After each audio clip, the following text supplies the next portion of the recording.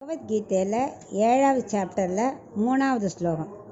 மனுஷ்யானாம் சஹஸ்ரேஷு கஷ்சித் யததி சித்தயே யததாமபி சித்தானாம் கஷ்சின் மாம் வேதி தத்வதஹ. இப்போ இதுக்குள்ள அர்த்தத்தை பார்க்கலாம். பகவானை பற்றிய அறிவு இருக்கணும் முதல்ல, அப்புறம் அதை சிந்தனையாக மாற்றணும், சிந்தனையிலேருந்து நம்ம தியானத்துக்கு கொண்டு வரணும், அப்புறம் பெருமாளை நேராக பார்க்கணும். அந்த காட்சி, அந்த ஸ்மிருதி ரொம்ப முக்கியம். அப்போ தான் அவன் மேலே அன்பு பெருகி பக்தி யோகம் சித்திக்கும் அப்படின்னு இது வரைக்கும் சொல்லிகிட்டு இருந்தார். இப்போது ஒரு பக்தனுக்கு என்ன, எதை மாதிரி பக்தி யோகம் கிடைக்கிறதுங்கிறத பற்றி சொல்கிறார். ஒரு பக்தனாக பிறப்பதே ரொம்ப அரிது, அதில் பக்தி கிடைக்கிறது அரிது.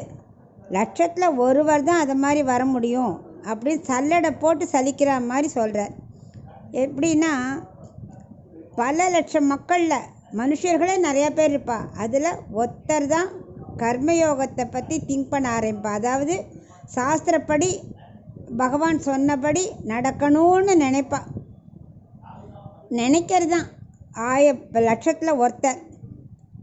அது எப்படின்னா, நம்ம புஸ்தகத்தை கண்காட்சிக்கு போகிறோம், அப்படியே நிறையா புஸ்தகத்தை பார்ப்போம், அப்புறம் ஒரு புஸ்தகத்தை எடுப்போம், அப்படியே புரட்டுவோம், ஒரே ஒரு பேஜ் மட்டும் படிப்போம், அதுலேயும் ஒரே ஒரு கருத்தை மட்டும் புரிஞ்சுட்டு நடப்படுத்தலாமான்னு நினைப்போம். அந்த மாதிரி லட்சத்தில் ஒருத்தர் தான் முதல்ல நினைப்பாளாம், பகவான் நினச்சபடி கர்மயோகத்தை செய்யலாமான்னு நினைப்பா. அந்த 1000ல் பல லட்சத்தில் ஒருத்தர் தான் அதுக்கு முயற்சிக்கிறாராம். சரி, நம்ம சொன்னபடி நம்ம செய்யணும், படித்தாச்சு, இப்போ முயற்சிக்கணும் அப்படிம்பாராம்.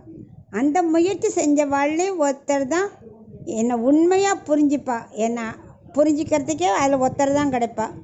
அந்த புரிஞ்சுட்ட வாழில் லட்சத்தில் ஒருத்தர் தான் என்னை அடையிறா அப்படின்னு அர்ஜுனனுக்கு பக்தி யோகத்தில் அவ்வளவு ஈஸி இல்லை.